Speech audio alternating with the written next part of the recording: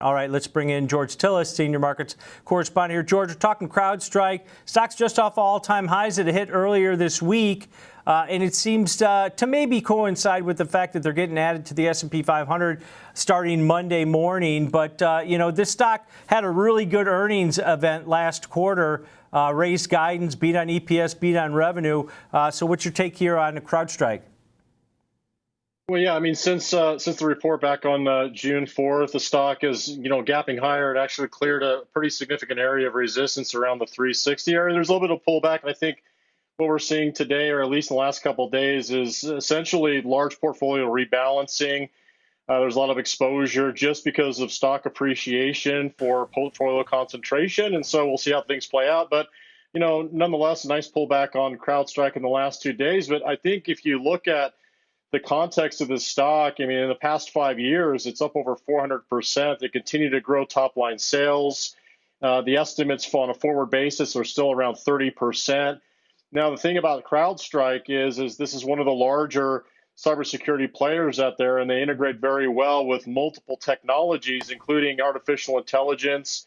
They're actually partnering up with Hewlett Packard Enterprises, which, by the way, has actually performed exceptionally well over the past few weeks, nonetheless, because we're seeing the growth for demand in AI server technologies. But I think if you look at CrowdStrike, they're becoming more scalable and flexible across larger enterprises. And you look at them in Palo Alto, they seem to be growing their market share over time. But one thing about CrowdStrike I'll point out is irrespective of the move we're seeing, it wasn't until last year that they actually were profitable on a GAAP basis. They generated around $132 million on $3.2 billion in sales. So as sales growth, which is still pretty good, 30% plus on a forward basis on estimates, that's down from 50% of their 5-year average. But this is a case of a great stock, which is demonstrating decelerating sales growth, but is making up for it in profit growth. And if you look at last quarter's report as well,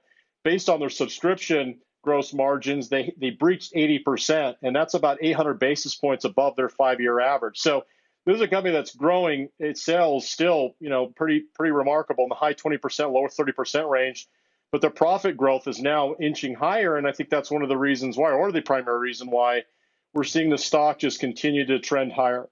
Yeah, George, it beat on the top and bottom lines, despite the high expectation and despite hiring. Right? The numbers are still growing. But their strength to differentiate it from others is this Falcon platform, right? It seems to be driving companies to consolidate all their cybersecurity under one tent. Isn't that what differentiates them from some other places? Yeah, I agree. And I think that's important because, if you look at cybersecurity as an industry group, I looked at maybe a half a dozen stocks. Not all are participating. So I think what's happening here is that as sales are increasing, scalability is becoming more important in enterprises. And if you look at, from a software standpoint, just to give you an example, Salesforce, Workday, they haven't been performing well at all because enterprises are cutting back. So they're not cutting back on non-discretionary items like cybersecurity, but they want to reform all of their cybersecurity spending under one umbrella. And that's where their Falcon platform from CrowdStrike really shines. So this is a company that's selling their product and service to major Fortune 500 companies. And I think we're starting to see, leadership take hold here with CrowdStrike and even Palo Alto. I want to call them second best in the group out there. But nonetheless, looking at CrowdStrike, if you look at the earnings growth estimates on a forward basis. Now, the estimates for earnings growth are 47% on 31% sales growth. So if you see essentially 1 to 1.5 times earnings growth to sales growth, that speaks to steady trends. But the other thing I'll point out here is that it's trading right now at around 95 times 2025's earnings. So one would say at 2 times earnings growth, that right now it's pretty much full value. Yeah, you mentioned that subscription revenue grew nearly 34% year over year last quarter, and then also the annual recurring revenue increased 33% year over year. So definitely, I mean, the bar was high going into the earnings.